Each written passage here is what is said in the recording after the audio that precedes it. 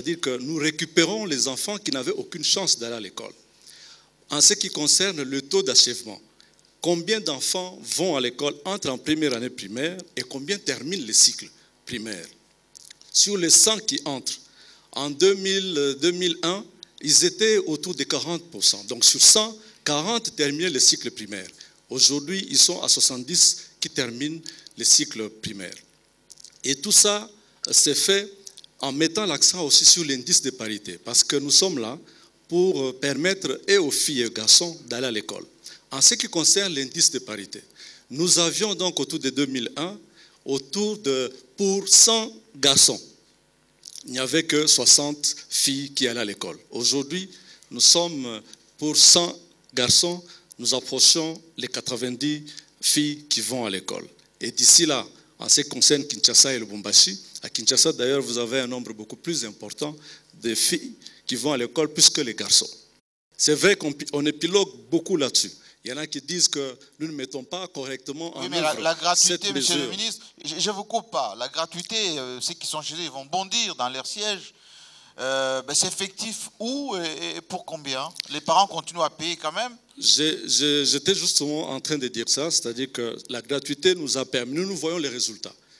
Nous voyons les résultats qui font qu'aujourd'hui nous avons 17 millions d'enfants et quand nous analysons, nous voyons quel est l'élément essentiel qui a fait que nous ayons beaucoup d'enfants comme ça dans nos écoles, c'est le problème de la gratuité. Elle est mise en œuvre dans certaines provinces difficilement, dans d'autres mieux que d'autres, et régulièrement nous faisons des évaluations pour que nous arrivions à atteindre un point optimal. Mais voilà, maintenant les enfants qui vont à l'école, les enfants vont à l'école, il faut les accueillir dans de bonnes conditions. Voilà pourquoi nous avons pris la décision, le gouvernement a pris la décision sur instruction du président de la République, ces grands programmes que le Premier ministre a lancés de construction d'écoles à travers toute la République. Je vous assure que 500 écoles ont été construites en 2014. Parfois, quand on en parle... Mais en quel matériau? J'ai vu. Si c'est des écoles que vous construisez aujourd'hui, 6 mois après, il n'y a plus rien, c'est pas la peine. Hein? Justement, vous dites comme quelqu'un que j'ai vu il n'y a pas longtemps, qui m'a dit, non mais monsieur le ministre, vous vous promenez avec une photo, vous avez pris la photo d'une école et vous vous promenez avec, vous dites que c'est la même école qui est partout. Non. Vous allez partout, parce que l'instruction que nous avons reçue, oui, c'est que l'élève qui est à Kinshasa doit étudier dans les mêmes conditions que celui qui est à Kasumbalesa, à Zongo ou ailleurs. Et les écoles sont construites de la même manière. Quand nous négocions avec le partenaire, je vous assure qu'il y a longtemps qu'on ait vu un tel programme. Il faut attendre les années 50. Vous voyez les Athénées qui sont conçus dans les grands centres. Maintenant, l'instruction que nous avons reçue, c'est que nous allions partout, là où il y a les enfants. Vous allez voir dans certains coins comment les parents, la population se mobilise pour prendre les sacs de ciment à dos d'homme, pour acheminer les courants sur des montagnes, parce que l'école de Calais doit être l'école de Kinshasa. Et les résultats sont aujourd'hui probants, nous avons 500 écoles. Laissez-moi, monsieur le ministre, inviter monsieur Diallo, Abdourahmane Diallo, de l'UNESCO, parce que très souvent l'UNESCO qui s'occupe de l'éducation aussi. Merci monsieur Diallo, installez-vous. En général, quand on parle de l'UNESCO, c'est l'éducation, c'est la culture. On ne sait pas si vous faites quelque chose en RDC aussi pour que les Congolais aient le même niveau d'éducation qu'à Madagascar, qu'à Ouagadougou, à Dakar. Le ministre a parlé de programmes de 1000 écoles, a parlé des équipements et tout ceci. Mais qu'est-ce que vous faites, vous, UNESCO, pour nous? Merci. Bienvenue au Congo. L'UNESCO, comme vous l'avez dit, c'est l'éducation, les sciences naturelles exactes, les sciences sociales et humaines, la culture, la communication et l'information. Oui. Merci, monsieur le Premier ministre, vraiment pour cette opportunité que vous nous donnez et d'avoir choisi l'UNESCO parmi vos invités. La République démocratique du Congo est un grand pays, est un grand partenaire, un grand État membre de l'organisation.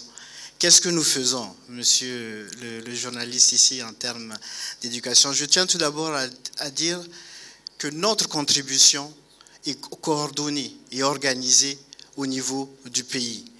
Il y a une plateforme de coopération, une plateforme, le groupe des partenaires pour l'éducation. C'est ainsi que nous accompagnons le ministre de l'EPSI, mais aussi les autres ministres en charge de l'éducation, l'enseignement technique et professionnel, l'enseignement supérieur, la recherche scientifique également. Notre groupe de concertation a à sa tête le chef de file, l'USAID, et l'agence de coordination qui est l'UNICEF. Donc c'est de façon ordonnée et concertée que nous discutons avec la partie nationale, le ministre en charge et les ministres en charge de l'éducation de leur feuille de route. Est-ce qu'il y a des avancées ou pas au Congo? Il y a des avancées Monsieur ou pas? le modérateur, monsieur le journaliste, oui. Le ministre vient de parler. Sa présentation parle d'elle-même et il a bien repris la thématique des mots, des chiffres et des faits, vous les avez entendus. Oui. Oui, il y a des avancées, monsieur le journaliste.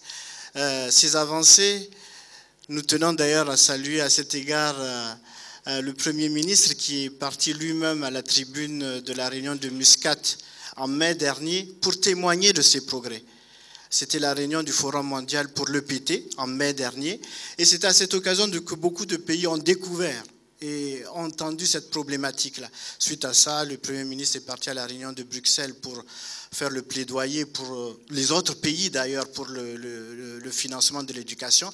Et c'est à cette suite que le pays a reçu la visite de la directrice générale de l'UNESCO et de l'honorable Gordon Brown, envoyé spécial du secrétaire général des Nations Unies pour l'éducation. Quel était le but de cette visite? C'était de venir constater in situ ce qui avait été dit au niveau international et de pouvoir encourager les autorités. Les progrès, ils sont là. Les chiffres, le ministre a évoqué les 17 millions d'enfants scolarisés, plus de 600 000 enseignants et cadres. La rentrée des classes était effective début septembre. Seules certaines contrées en Équateur avaient décalé leur rentrée des classes. Et ça, pas parce que ce n'était pas possible, c'était pour donner le temps à la sensibilisation pour préparer l'accueil. Donc, les résultats sont là. Mais la volonté affichée du gouvernement d'aller vers la gratuité, l'augmentation significative du budget de l'éducation en quelques années qui atteint maintenant 16% et qui caresse, nous l'espérons très bientôt, les 20% qui sont recommandés au niveau international. Le ministre a évoqué le programme PRIR de construction. Ce qui est très intéressant, c'est que c'est suite en fait à l'allocation. Le pays a bénéficié de 100 millions du partenariat mondial pour l'éducation. Le pays avait présenté sa stratégie sectorielle du sous-secteur de l'enseignement primaire et secondaire avec son plan d'action et la communauté internationale donc au travers du partenariat mondial pour l'éducation a octroyé une enveloppe de 100 millions de dollars et qui est mise en œuvre actuellement au travers du projet PROCEB et qui permet d'améliorer la formation, les infrastructures et aussi la dotation en manuel au niveau. Et c'est à ce moment-là que le gouvernement a pris la décision de mobiliser l'équivalent. Ça, il faut vraiment saluer cette mobilisation. Pour ceux qui nous suivent, ils doivent quand même comprendre, ça veut dire quoi? C'est-à-dire que le Congo a quand même un peu d'argent à mettre dans votre programme, dans le financement que vous avez apporté. Enfin, le Congo a beaucoup d'argent, le Congo a beaucoup de ressources. Mon collègue parlait du potentiel humain avant tout. Oui.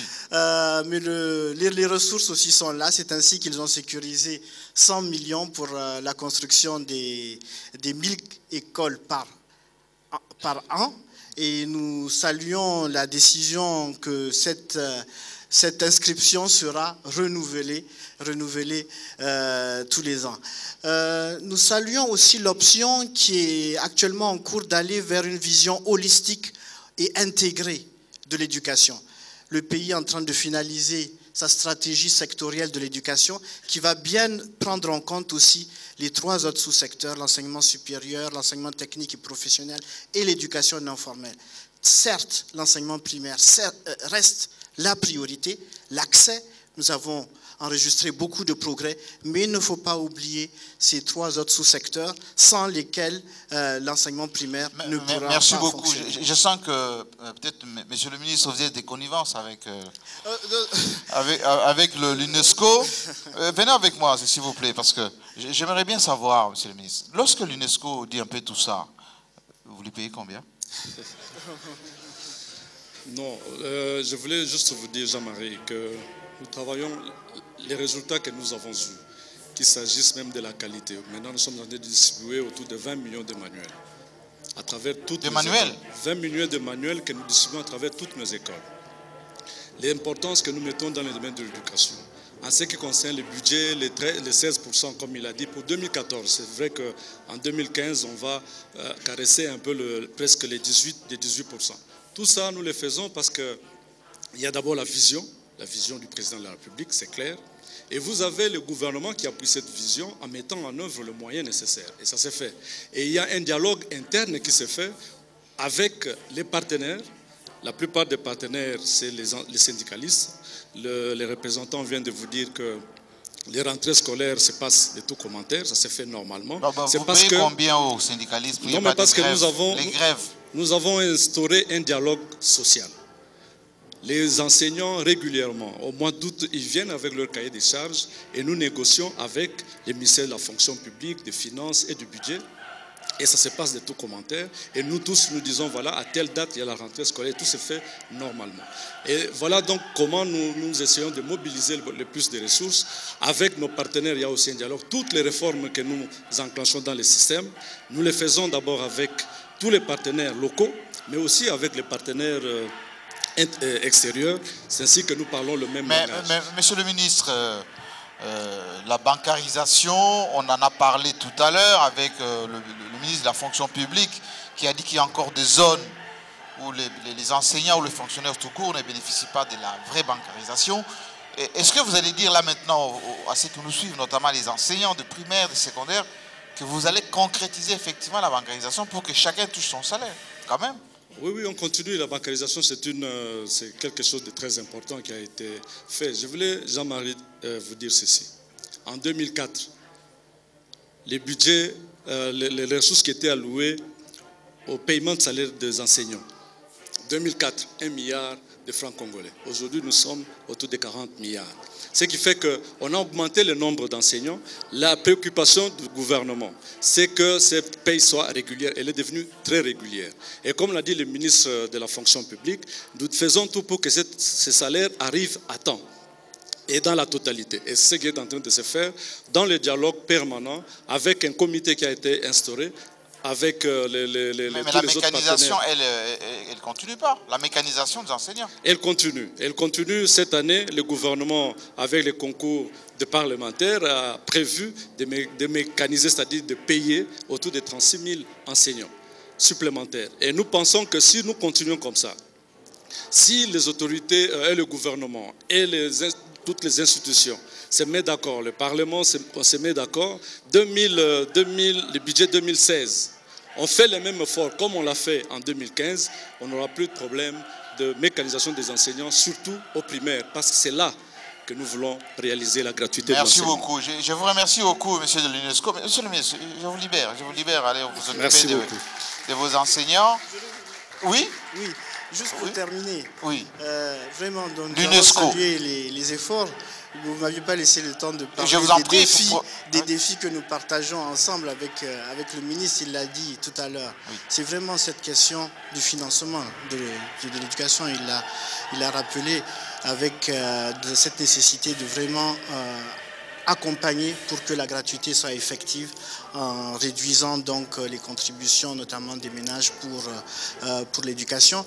Il y a également la nécessité de sécuriser les fonds aussi pour la formation continue, pour également la production des données fiables et régulières des statistiques. Et enfin, nous avons, ainsi que je l'avais dit, le défi aussi de la coordination intersectorielle. Nous avons 4-5 départements pour essayer d'avoir donc une plateforme holistique intégrée de l'éducation en République démocratique du Congo. Merci beaucoup. Merci beaucoup. laissez le micro. Je vais terminer ce ballet de ministres de la République envers leurs partenaires en évitant celui qui est transversal, c'est-à-dire qui planifie un peu tout ça, hein, pour savoir est-ce que ce qui a été planifié est exécuté, à quelle hauteur, avec notamment ceux qui s'occupent du développement, M. Olivier Kamitatou, ministre du Plan.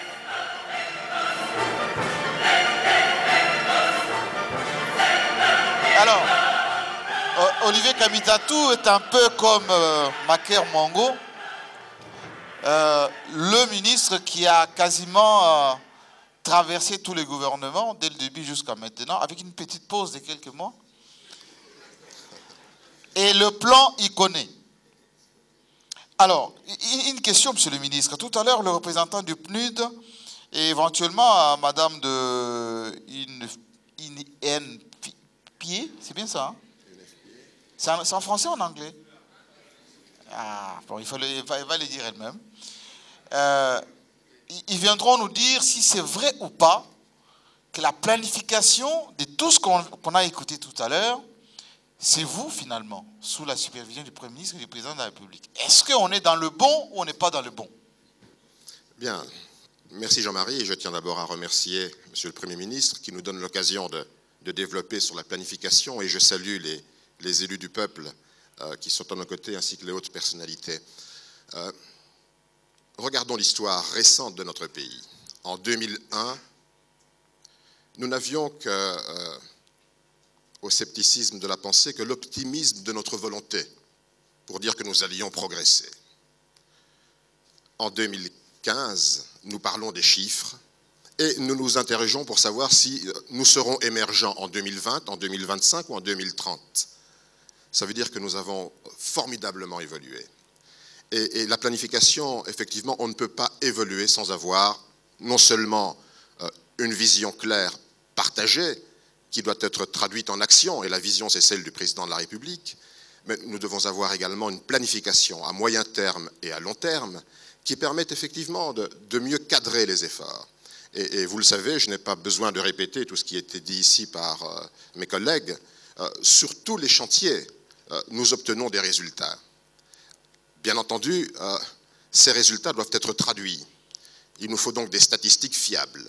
La fiabilité des statistiques, je crois que mon prédécesseur de l'UNESCO l'a rappelé, est un vrai problème sur lequel, sous l'impulsion du Premier ministre, nous travaillons pour avoir des données réelles. Je vais donner quelques chiffres. C'est le lieu de les donner. Eh bien, l'indice de développement humain, on l'a dit ici, il n'est de richesse que d'hommes. Nous faisons de l'économie, pas pour l'économie. Nous faisons des performances, pas pour les performances. Nous les faisons pour les Congolaises et les Congolais. Eh bien, l'indice de développement humain, il y a une mesure, l'IDH. Cet indice de développement humain prend en compte plusieurs variables. La première, c'est le niveau d'éducation. Mon prédécesseur, le ministre de l'Éducation, l'a bien rappelé, les chiffres sont éloquents. C'est le niveau de l'éducation. Le deuxième, c'est le niveau de vie. Le ministre de la Santé a évoqué les chiffres sur la mortalité infantile, infanto-juvénile, les progrès que nous réalisons, c'est le niveau de vie. Le troisième, c'est l'espérance de vie. Et finalement, le quatrième qui est très important, le Premier ministre l'a rappelé, c'est la richesse nationale, le niveau du produit intérieur brut. Eh bien, de ces 4 variables, nous avons l'indice de développement humain. Eh bien, l'indice de développement humain, nous avons été meurtris par le fait que le rapport mondial du Programme des Nations Unies, du PNUD, qui sort une fois par an, indiquait que nous avions un indice de développement humain de 0,331. C'est en quelle année, ça? L'an dernier, qui nous positionnait comme avant-dernier au monde. C'était risible. Derrière nous, il restait la Somalie. Oui. Et après, c'était le néant. Alors que nous venons d'entendre les efforts qui sont faits sous l'impulsion du président de la République, avec le Premier ministre et tous les ministères sectoriels, nous n'étions pas pris en compte à la mesure des efforts. Heureusement, il y a un rapport national qui est fait en partenariat avec tous nos partenaires au développement, avec les ministères clés des 4 variables, la santé, l'éducation, sous la coordination du Premier ministre. Eh bien, ce rapport national a donné les vrais chiffres. Mais c'est lesquels? Parce que si bien, le PNUD vous met en dernier ou avant-dernier... Eh bien, ceux de PNUD qui participent avec nous, le PNUD RDC qui participe avec nous, oui. eh bien, nous sommes passés de 0,338 à 0,414. Ça ne veut peut-être rien dire, mais nous progressons de 13 places. Nous ne sommes plus les avant-derniers, je ne peux pas dire dans quel niveau nous sommes, mais nous progressons. Et ce qui est plus important que la situation, c'est la dynamique et la trajectoire qui est prise. Cette dynamique et cette trajectoire, eh bien, nous progressons, nous avons du vent dans les voiles et nous approchons des rives de l'émergence parce que nous avançons. Aujourd'hui, en termes de progression, en termes de pourcentage de progression de l'indice de développement humain, nous sommes à 3,25% par an de moyenne depuis 2001. De 2001 à 2014, nous avons affiché un taux de progression de 3,25%, ce qui nous rapproche des États les plus dynamiques d'Afrique, que ce soit l'Éthiopie, le Rwanda. Eh bien, nous approchons de cela. Et si nous continuons sur cette progression, avec ce pourcentage, avec ces efforts dans ces secteurs, qui touchent à l'homme et à la femme congolaise, eh bien dans 13 années, nous aurons quitté les pays d'indices de développement faibles pour arriver à des indices de développement humain moyens. C'est encore loin de ce que nous voulons espérer. Nous devons aller encore beaucoup plus vite.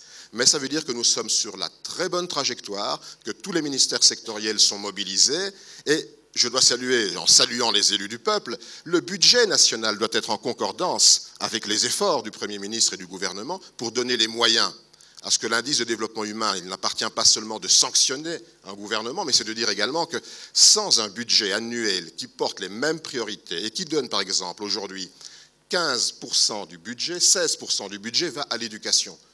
C'est une progression phénoménale dans l'histoire de notre pays. Et nous allons vers 20%, ce qui montre que nous voulons transformer la société. Et une transformation structurelle de la société ne se fait pas en 1 an, en 2 ans, en 5 ans. Ça met du temps. Merci beaucoup, Monsieur le ministre, je vous ai laissé parler. J'aimerais quand même que, bon, Monsieur du développement, au niveau de la communauté internationale, enfin, il est entre-temps aussi de temps en temps représentant du secrétaire général, Moustapha Soumaré, qui doit nous rejoindre maintenant. La dame viendra tout à l'heure. Vous êtes souvent... Prenez place, Monsieur Soumaré. Parfois, vous êtes un peu le père fouettard de la RDC, le PNUD. Vous publiez, le ministre l'a dit tout à l'heure, parfois des rapports qui donnent des sueurs froides à la RDC sur le développement.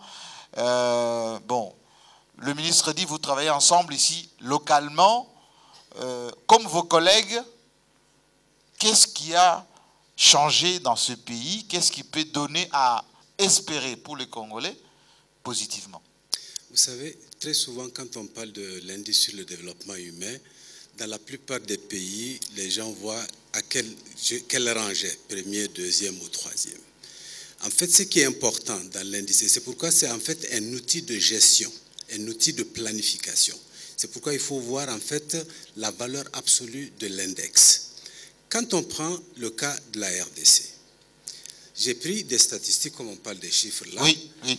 Dans les années de 2005, par exemple, j'ai pris de 2009 à 2013 simplement. Est-ce que vous savez que l'index, en fait, sur le développement humain a cru chaque année? Chaque année, chaque année, ça a cru. Qu'est-ce que ça veut dire en termes concrets, en fait? Ça veut dire, par exemple, que de 2009 à 2013, c'est passé de 0,313 à 0,333. Ça veut dire quoi? Ça veut dire que l'espérance de vie est passée de 4,8 ans par année à 5,7. Deuxièmement, que la durée d'attente de la scolarisation est passée de 3,1 du point de vue du nombre d'années à 8,6. Ça veut dire que les enfants vont beaucoup plus à l'école. Ça veut dire que le revenu national brut, calculé en termes de ce que nous appelons la parité en monnaie qui peut être utilisée partout, est passé de 372 à 444. Donc il y a eu quand même un progrès constant qu'on a vu au niveau des choses.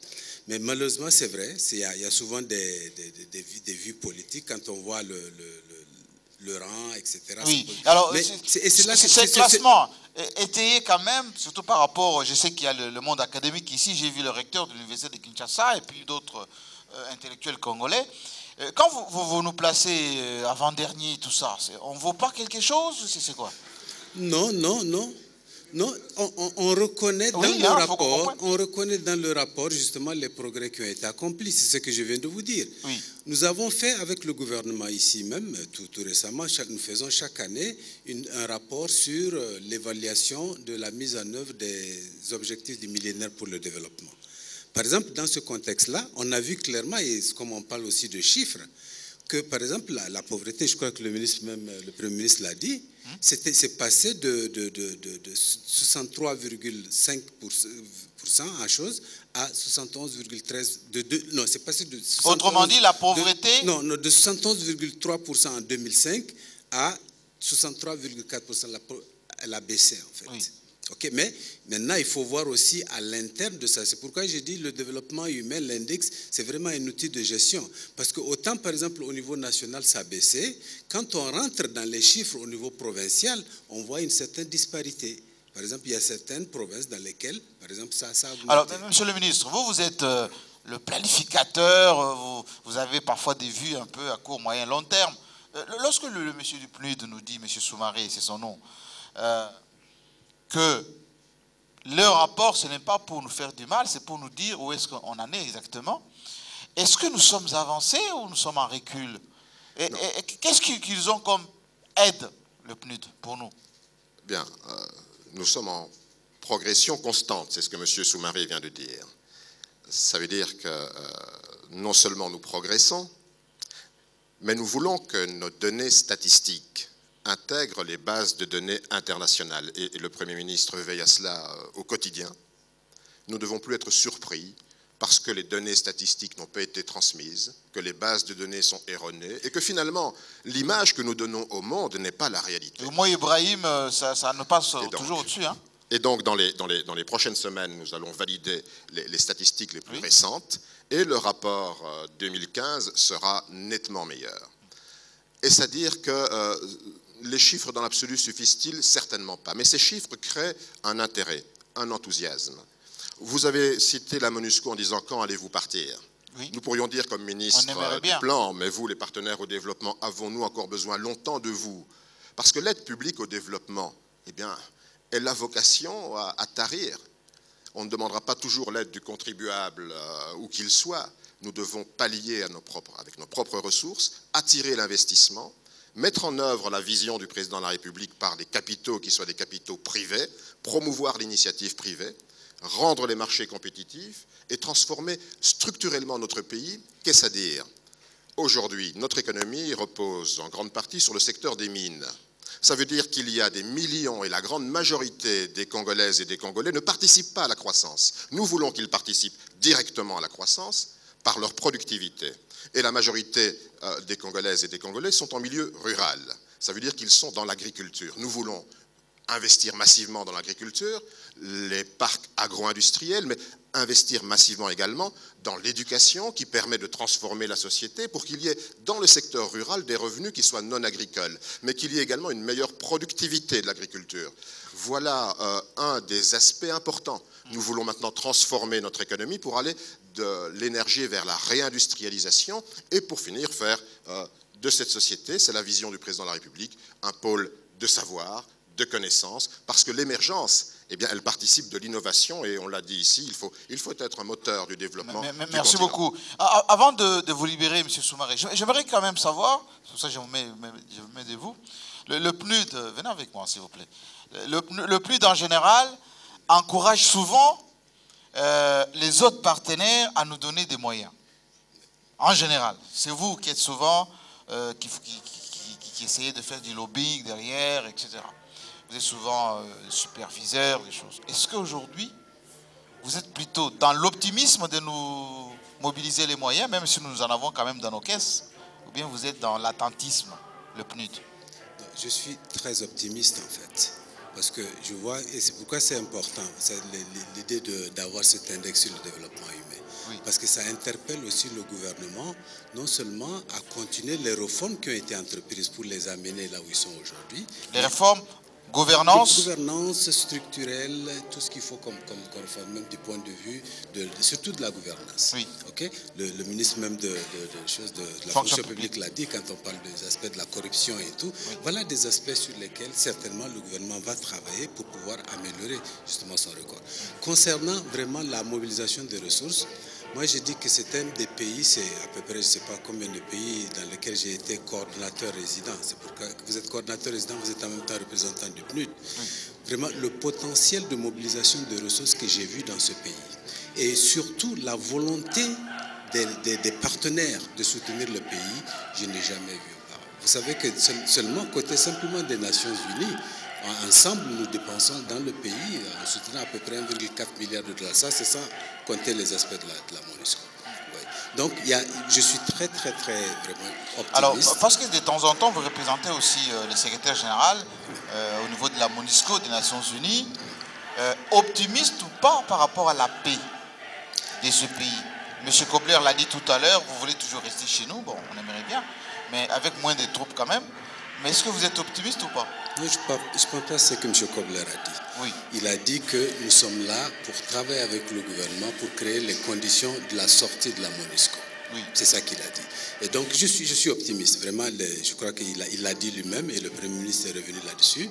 La situation à l'Est s'améliore. Donc, nous faisons tout en sorte que nous puissions justement renforcer cela pour que vraiment on crée totalement les conditions qui font que la RDC puisse non seulement se passer de la MONUSCO, oui, mais vraiment se passer de l'aide internationale. Quelqu'un l'a dit, je crois que c'est notre collègue du FMI. Moi, je suis sûr, et je le dis, je crois toujours à ça, que si la RDC vraiment se développe, c'est toute l'Afrique qui va se développer. Et si la RDC a des problèmes de sécurité, c'est toute l'Afrique aussi. Exactement. Merci beaucoup.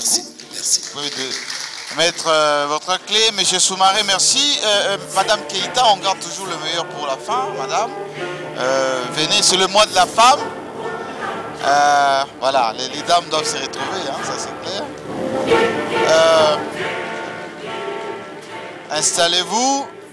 C'est l'une des rares femmes au sein de la communauté internationale. Voilà, monsieur le ministre, que vous connaissez certainement parce que vous travaillez ensemble. Hein.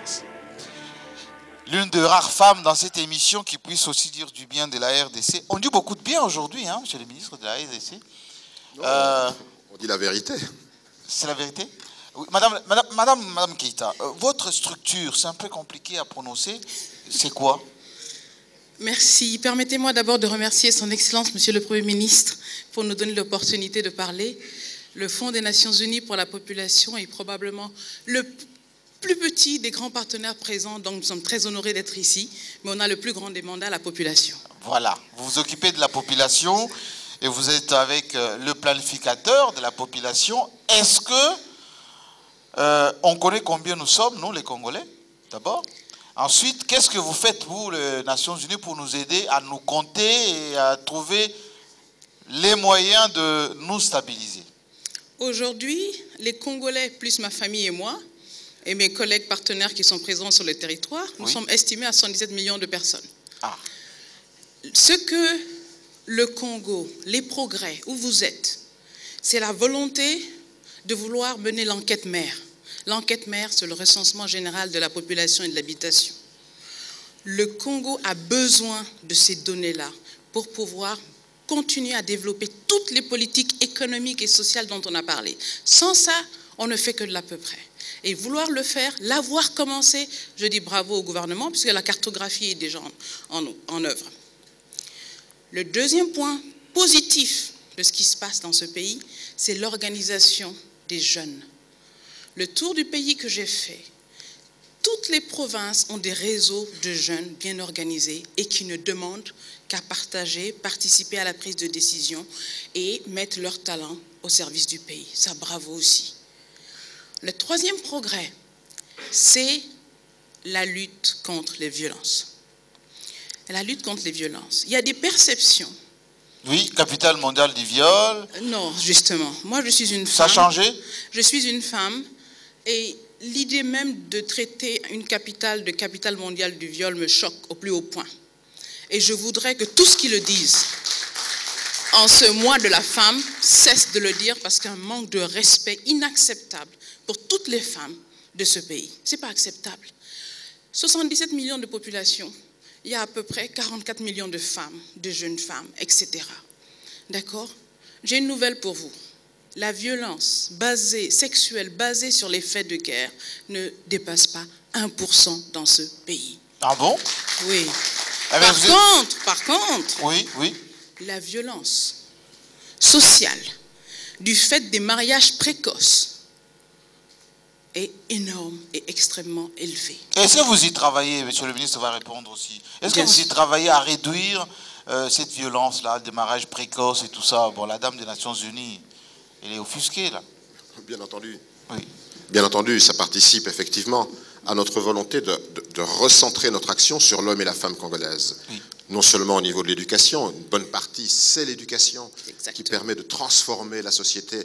Nous avons voulu non seulement l'éducation, mais changer les mentalités. La citoyenneté nouvelle congolaise fait partie précisément du programme du gouvernement et c'est du concret, ce n'est pas seulement une vue théorique. Alors, madame, parce qu'on est limité par le temps, on doit conclure cette émission. J'aimerais savoir, s'il vous plaît, on a un débat chez nous, ici au Congo, par rapport au recensement de la population, par rapport aux élections. Est-ce que vous pouvez nous dire là, nous, les Congolais qui vous suivent, est-ce que c'est important d'identifier les Congolais? Est-ce que c'est important de savoir combien nous sommes pour aller voter? C'est extrêmement important. Et je pense que ce qui est important, c'est d'abord, de la part des Congolais, de ne pas mélanger les termes. Le recensement général de la population et de l'habitation est une activité scientifique indépendante. Le recensement administratif à but électoral est une autre activité. L'identification pour fait d'état civil est une autre activité. On peut mener à la limite les deux premières ensemble du fait de la confidentialité, mais certainement pas le fait d'état civil avec les deux autres, parce qu'il y a une question de respect de l'anonymat et de l'intégrité des Congolais.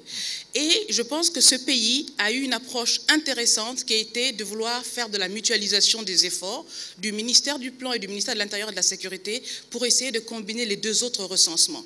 Cela signifie simplement qu'il y a des aspects techniques à prendre en compte pour préserver la partie scientifique du recensement général de la population. Donc, il faudrait que les parlementaires, que vraiment les autres autorités de ce pays puissent aider à faire passer les bonnes terminologies. Parce qu'il faut au sein de la population. Absolument. Mais, monsieur le ministre, on va terminer avec cette question. Est-ce que les Nations Unies, là, qui sont en face de moi, est-ce qu'elles vous aident avec des moyens pour que le professeur Loumanou, qui a les moyens, qui a besoin d'argent, pour que sa structure fonctionne, pour identifier les Congolais, pour que vous puissiez bien faire des planifications pour notre développement? Je crois que Mme Diné Keïta vient précisément de dire pas d'amalgame dans les opérations. L'opération scientifique, le recensement général de la population et de l'habitat va absorber plus ou moins 140 millions de dollars américains, pour lequel le gouvernement, c'est la volonté du Premier ministre de participer activement, a déjà donné une quote-part tout à fait significative qui nous permet de lancer la cartographie. Cette cartographie va mettre, si nous la lançons dans tout le pays, il nous manque encore des moyens, et nous faisons appel à la communauté des partenaires, va prendre à peu près entre 9 et 10 mois, au cours desquels nous allons lancer plus de 2500 agents qui vont donner une vue précise de notre pays. Et l'opération elle-même de dénombrement, eh bien, nous allons déployer entre 70 000 et 80 000 agents à travers tout le pays pendant un week-end. Le président va prendre un texte de loi pour dire ce week-end-là, c'est le dénombrement des citoyennes, des citoyens, mais dans l'anonymat. Ce qui permet de dire exactement combien nous sommes, où nous sommes, avec toute une donnée, une batterie d'informations d'un questionnaire très précis qui donnera véritablement l'état des lieux de notre pays. Alors, quand on a parlé de mutualisation, c'est clair qu'il y a des opérations qui permettent au ministère de l'Intérieur d'avancer. Mais à un moment donné, nos chemins se séparent. L'un part vers le recensement anonyme et scientifique et l'autre part vers ces activités qui tiennent de la sécurité et de la politique. Donc il ne faut pas mêler les deux au risque d'effrayer nos partenaires qui vont se désengager de cette opération. Merci beaucoup, monsieur le ministre.